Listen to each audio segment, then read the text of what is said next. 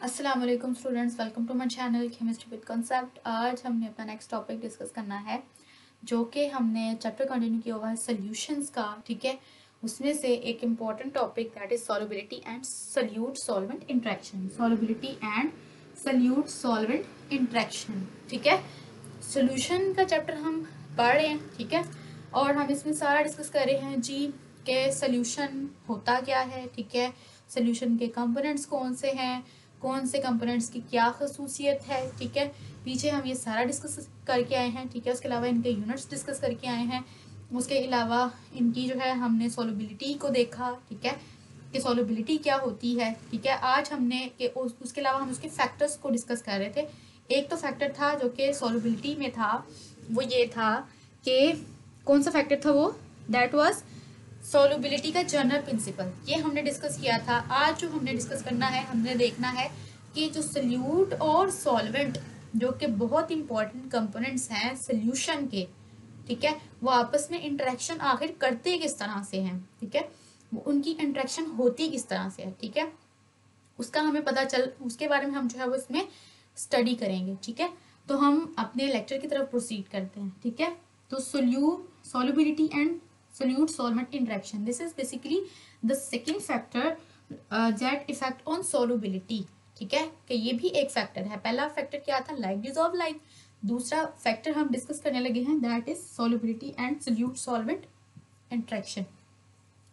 अच्छा जी, इसको हम किस तरह से एक्सप्लेन कर सकते हैं, इसको हम इस तरह से एक्सप्लेन कर सकते हैं कि जो सल्यूट और सॉल्वेंट है ना, उनके दरमियान में अगर अट्रैक्टिव फोर्सेस जनरेट होती हैं तब सोल्यूशन बन सकता है। अगर तो अट्रैक्टिव फोर्सेस जनरेट नहीं होती तो सोल्यूशन ही बन सकता।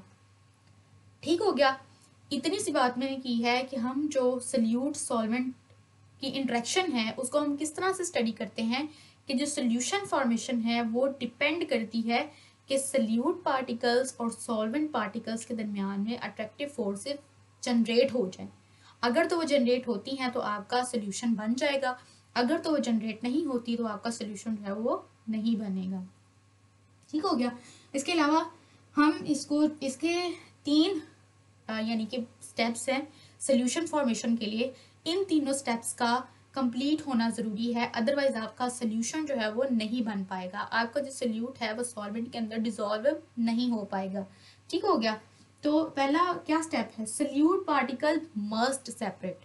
ठीक है, solute particle must separate from each other. Solute particles को एक दूसरे से अलग होना जरूरी है। ठीक है, अच्छा जी, सॉल्वेंट क्या था, जो सोल्यूशन के अंदर ज्यादा क्वांटिटी में होता है, और जो सोल्यूट होता है वो क्या होता है, जो सोल्यूशन के अंदर कम क्वांटिटी के अंदर होता है। ठीक है, दोनों को मिला के क्या बनता है, सोल्यूशन बनता है। लेकिन वो सोल्यूशन बनता है किस तरह से है, ठीक है, उसके स्टेप्स को हम वन बाय वन जो है वो डिस्कस करने जा रहे हैं।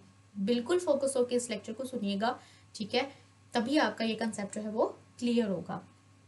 सबसे पहला स्टेप हमने क्या डिस्कस किया है, सोल्यूट पार्टिकल्स का एक दूसरे से सेपरेट होना जरूरी है। ठीक है, उसके बाद दूसरा स्टेप वो क्या कहता है कि सॉल्वेंट पार्टिकल्स का भी एक दूसरे से सेपरेट होना जरूरी है। ठीक है, तीसरे में वो क्या कहता है कि सोल्यूट और सॉल्वेंट को एक दूसरे के साथ अट्रैक्ट होकर मिक्सअप हो जाना चाहिए, तभी हमारे पास एक होमोजेनियस मिक्सचर बनेगा, जिसको हम लोग क्या कहेंगे, सोल्यूशन बोलेंगे।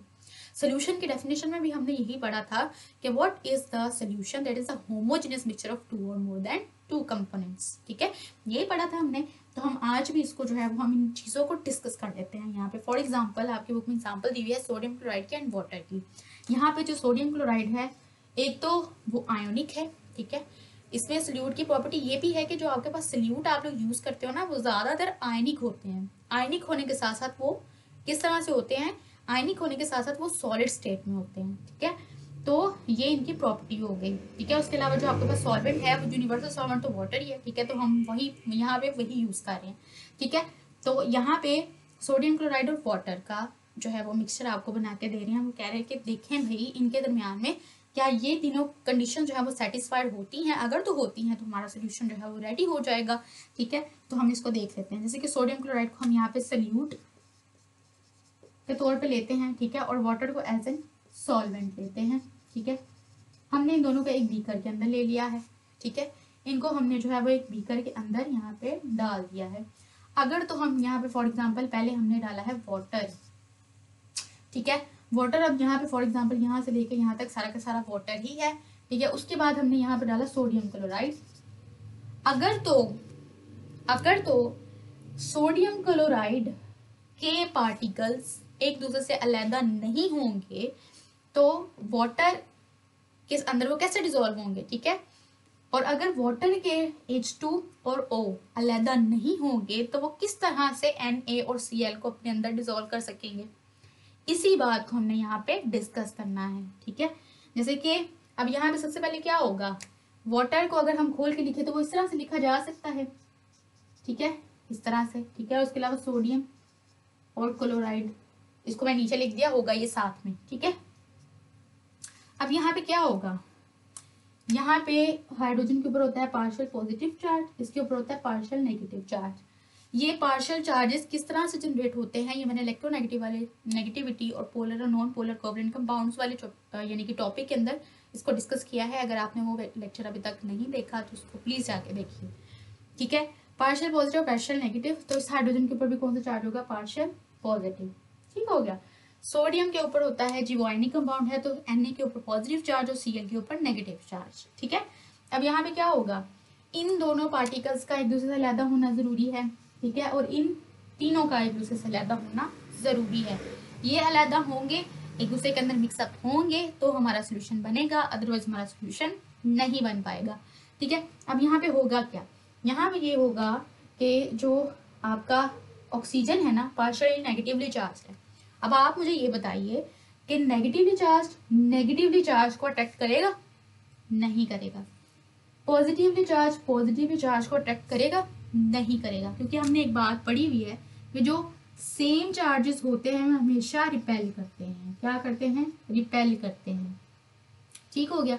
नेगेटिव ये भी एक दूसरे को रिपेल करते हैं, ठीक है। इस तरह से जो ऑपोजिट चार्जेस होते हैं ये एक दूसरे को क्या करते हैं, अट्रैक्ट करते हैं, क्या करते हैं, अट्रैक्ट करते हैं। तो हमें ये बात यहाँ पे पता चल गई कि जब